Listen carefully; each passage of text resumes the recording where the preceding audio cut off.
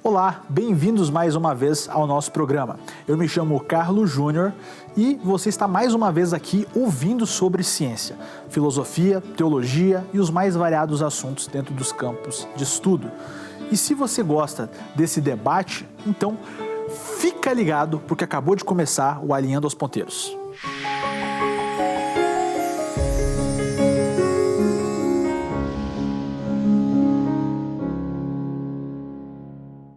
Gente, o tema de hoje é um tema mais ligado às questões da teologia, isso mesmo. Nós vamos falar um pouco sobre as implicações do design inteligente como possibilidade.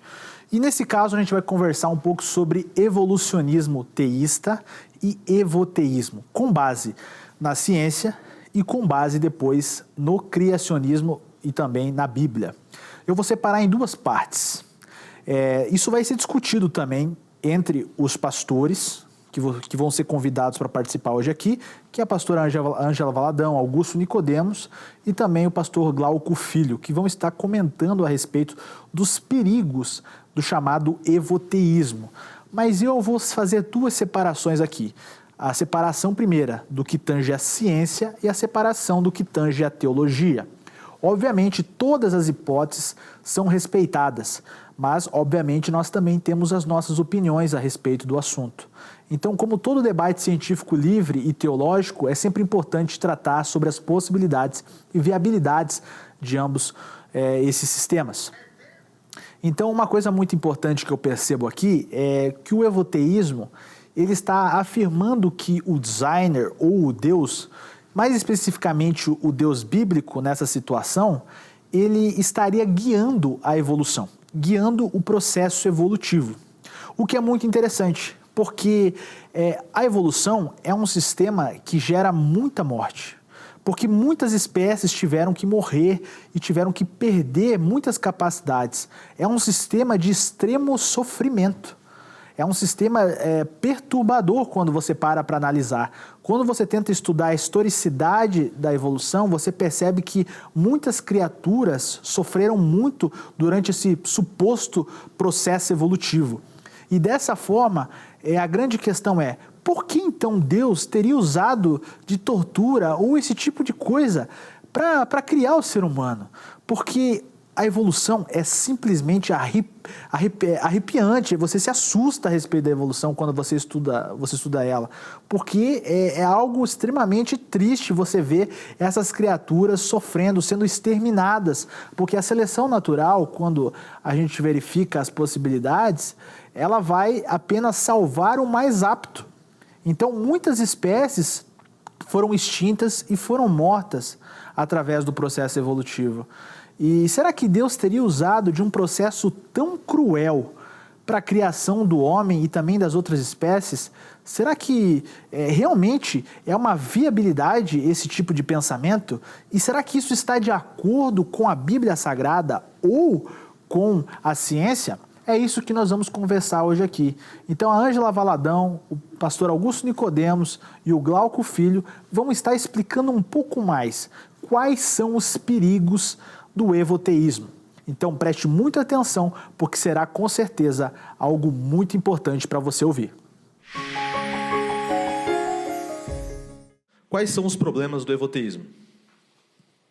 Deus poderia ter guiado o processo evolutivo, né?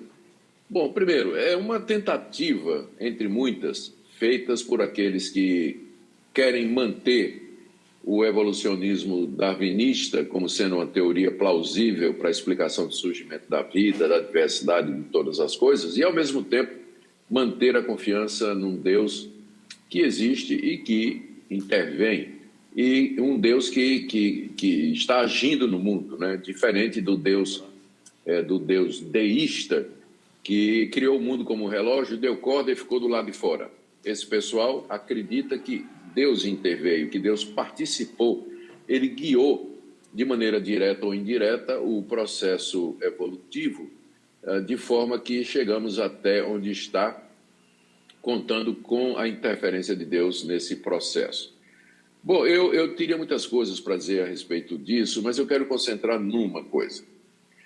O evolucionismo, conforme concebido por Darwin e defendido pelos seus seguidores, tem como pilar, tem como teoria principal a ideia das mutações aleatórias ou do acaso. Sem isso não existe teoria da evolução.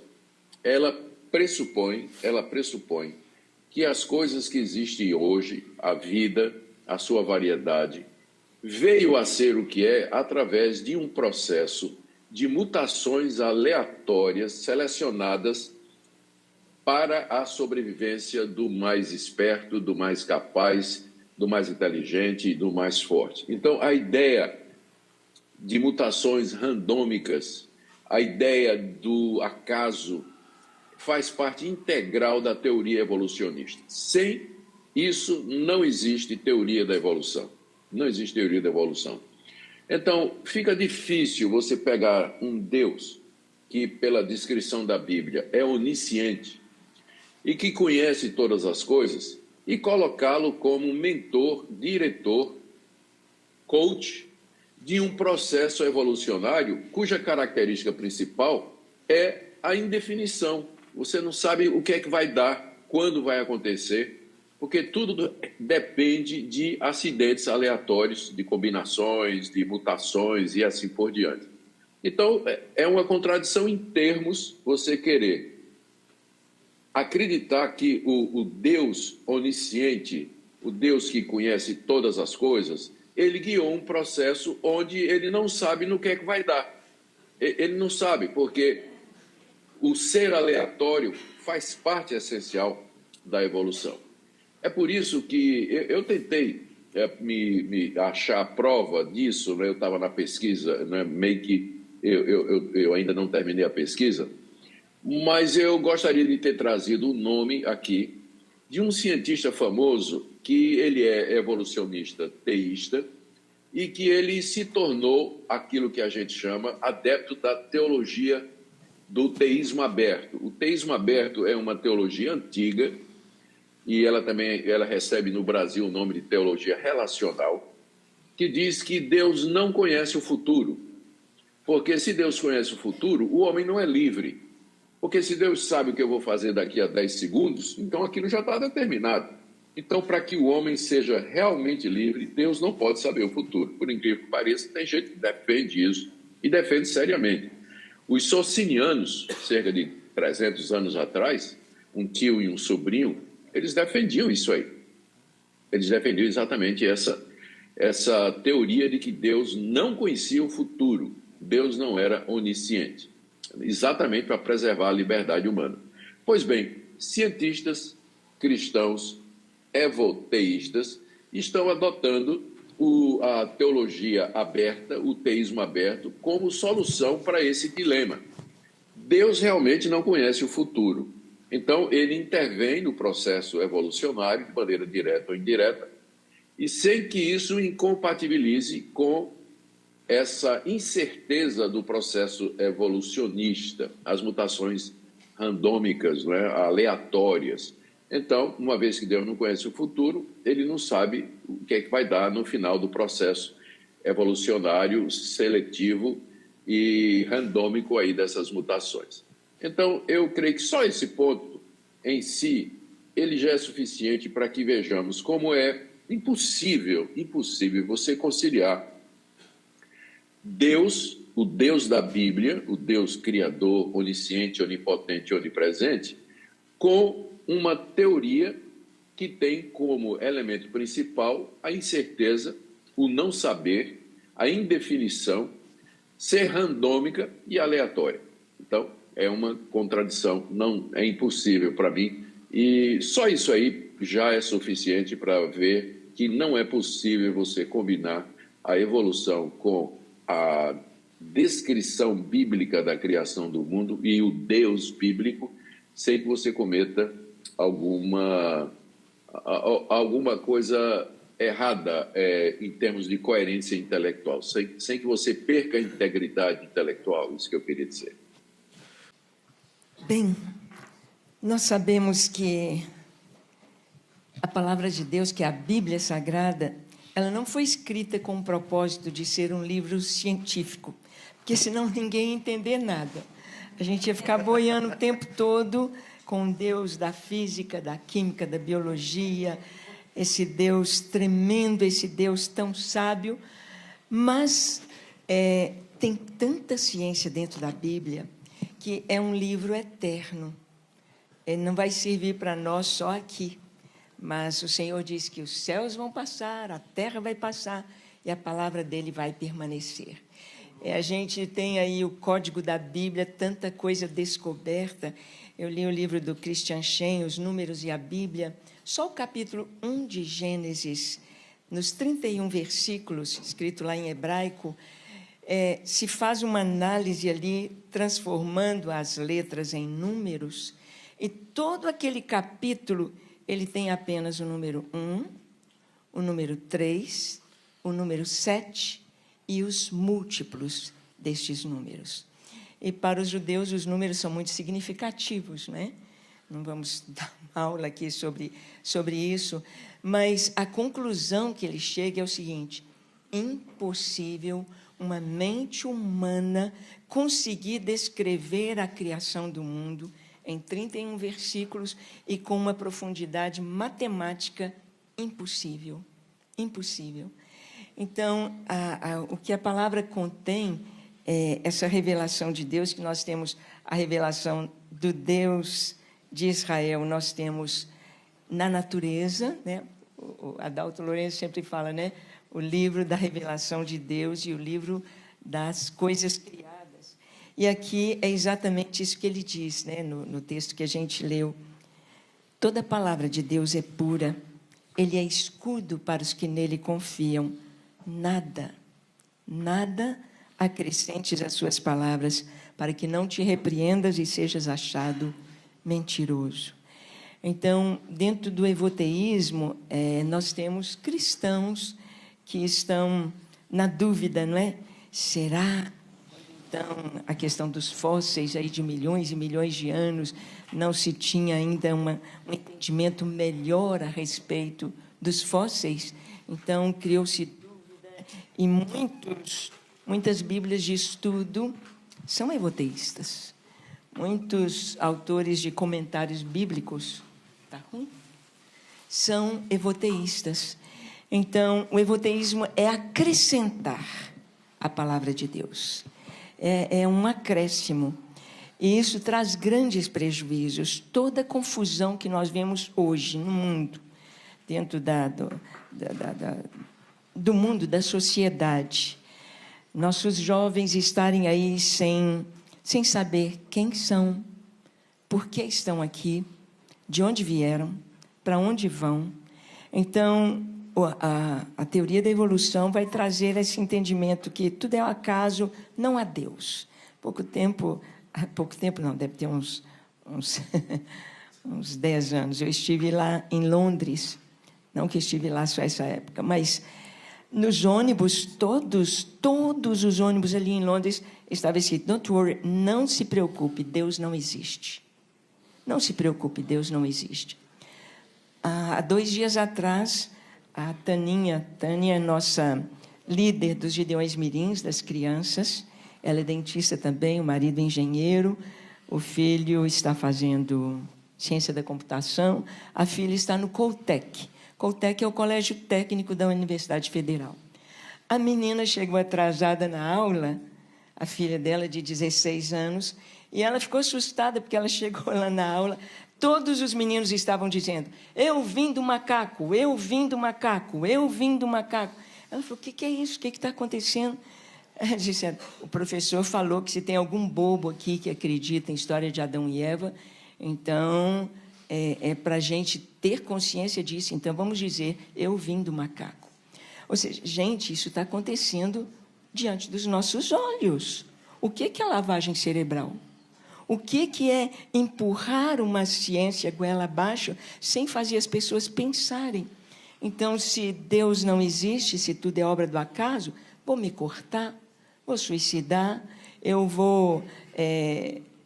a vida perde o sentido, se perde a identidade. Eu sou um cachorro, eu sou uma árvore, vem a ideologia de gênero, vem toda a mentira.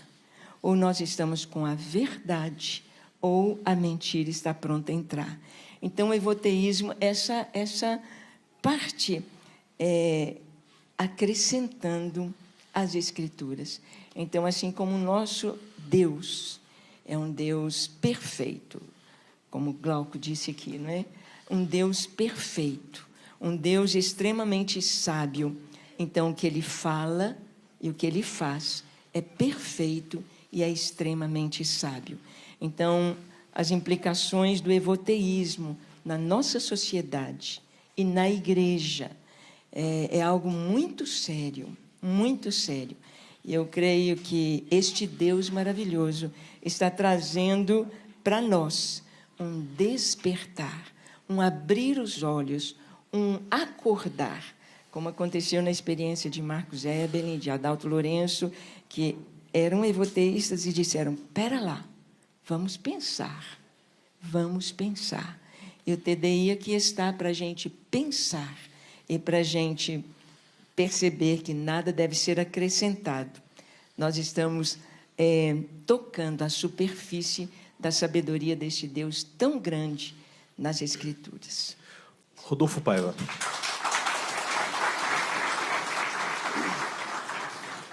Bom, eu queria tocar rapidamente nos problemas do evoteísmo de forma pontual. Nós não vamos ser exaustivos aqui, não é possível isso, mas a gente pode conversar depois.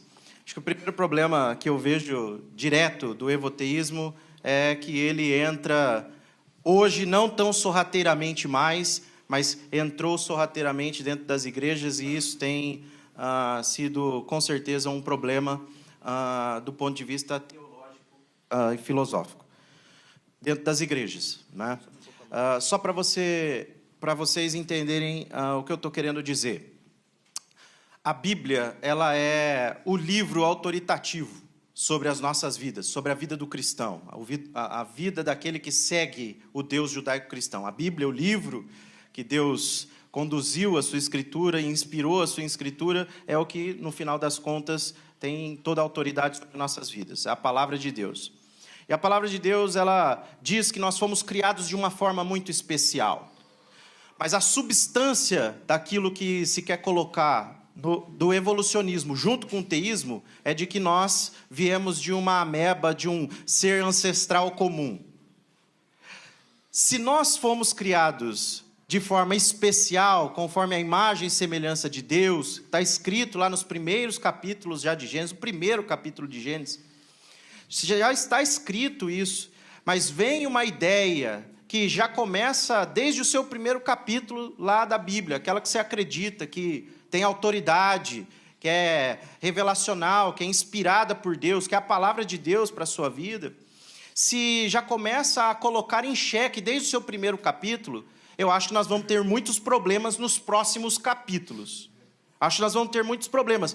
Porque se eu sou criação especial, então eu não posso ter vindo de uma ameba. Porque qual é a diferença entre eu, você e uma barata? Qual a diferença da minha vida para a vida de qualquer outro ser vivo? Nós viemos do mesmo ancestral comum. Me desculpe, mas eu não consigo acreditar num negócio desse. Agora eu falo, obviamente, como pastor e teólogo. Ainda mais, a Bíblia é cristocêntrica, nós cremos nisso.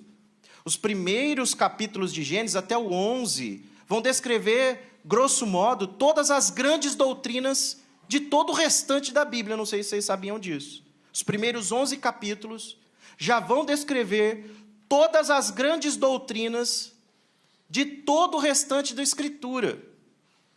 Já está ali, de forma alegórica, de alguma maneira já está ali posto.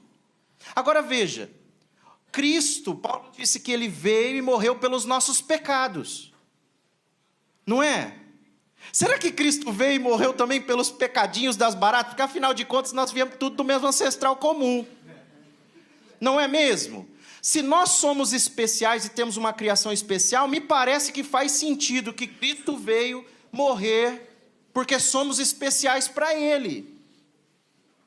Mas se a evolução teísta é real, fazer essa associação de areia com álcool, essa mistura de água e óleo, me parece ser nada mais, nada menos do que uma tentativa frustrada. Mas, por incrível que pareça, ela entra sorrateiramente porque muita gente não conhece a substância ou o conteúdo do que a evolução diz. A evolução tem um ancestral comum. Mas nós não estamos falando de Deus, nós não estamos falando... Não é isso não, nós estamos falando de um ancestral comum físico mesmo, que foi evoluindo ao longo de milhões de anos e tudo mais. Vocês estão entendendo o problema? Vocês estão conseguindo entender que ela ataca diretamente a inerrância bíblica? E aí ela começa a destruir a Bíblia por essas introduções de teses ou de conteúdos que, no final das contas, vai afetar muito a vida do seu filho, que você pregou, ensinou ele a vida inteira, e ele chega lá na universidade, vem um professor, ele entra no ringue da academia, porque lá na igreja ele está no ringue da teologia, da filosofia, mas ele entra num outro ringue, o ringue da academia. E lá na academia ele é confrontado com isso, é ensinado isso. E sabe o que acontece? Muitas vezes nós, que estamos dentro das igrejas, nós não queremos entrar dentro desse ringue da ciência também, da academia também, e a gente corre o sério risco daquilo que a gente tem visto nas pesquisas. Cerca de 34% dos jovens que entram na universidade são cristãos, professos. Cerca de 70% deles, ao final dos seus cursos, dizem que desviaram do evangelho. Esse é o problema. Então esse é um problema muito grande. Nós precisamos entrar no ringue da ciência para combater aquilo que é necessário. Entender a substância do que está sendo proposto, o conteúdo que está sendo proposto a respeito do evolucionismo e do teísmo. Já que estamos dentro das igrejas, então a gente tem que entender a respeito do teísmo, mas também temos que entender o que está sendo proposto pela evolução e as suas implicações, para que a gente consiga resolver o problema.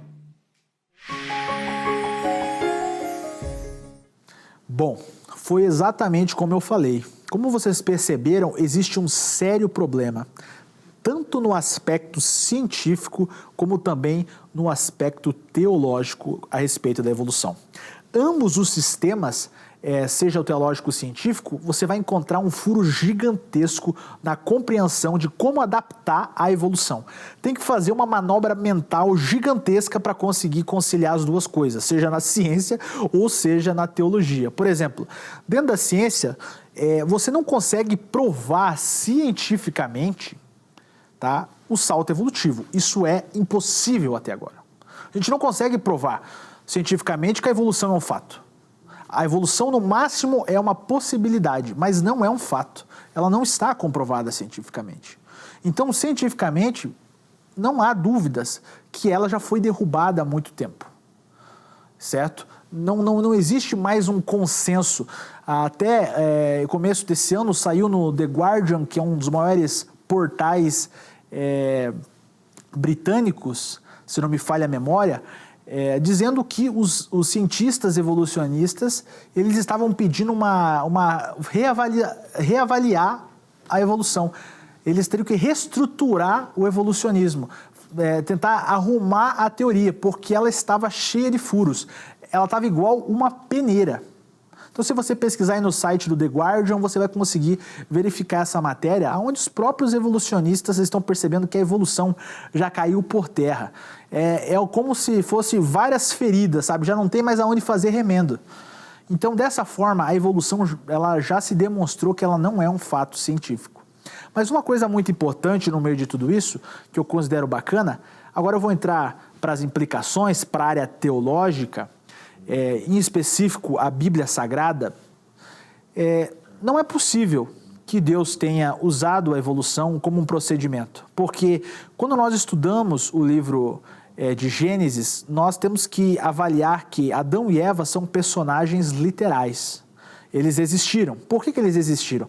Porque quando você estuda, você percebe que eles foram feitos limpos de todo pecado, eles foram feitos limpos de todo erro. E quando eles comem do fruto que não devia, então o que acontece naquele momento? Eles perdem, acontece o que a gente chama na teologia de queda. Há a queda do homem. Então o homem ele se perde, ele se torna condenado, porque segundo a palavra de Deus, o salário do pecado é a morte. Isso você pode atestar no livro de Gênesis. E o que acontece? Se o salário do pecado é a morte e o homem foi condenado e houve queda, a palavra de Deus nos ensina sobre a redenção. A redenção é em Cristo Jesus. E o sacrifício que Jesus fez na cruz do Calvário é para que haja redenção, certo? Então agora viabilize uma possibilidade comigo. Se Adão e Eva são metafóricos e eles não existiram, o que Jesus fez na cruz do Calvário? Ele se sacrificou por quem? Pense sobre isso. Como Adão e Eva não existiram? Isso não faz o menor sentido. Então Jesus se sacrificou por quem? Isso não tem lógica nenhuma. O apóstolo Paulo fala que se Jesus não ressuscitou dos mortos, então a nossa fé é em vão. Então é muito importante que você perceba que a teologia demonstra que o processo evolutivo é uma fraude, é uma farsa. E ele não consegue se adaptar à Bíblia Sagrada, apenas através de um malabarismo. Gente, muito obrigado. Agradeço a todos vocês que assistiram até aqui e até o próximo Alinhando os Ponteiros.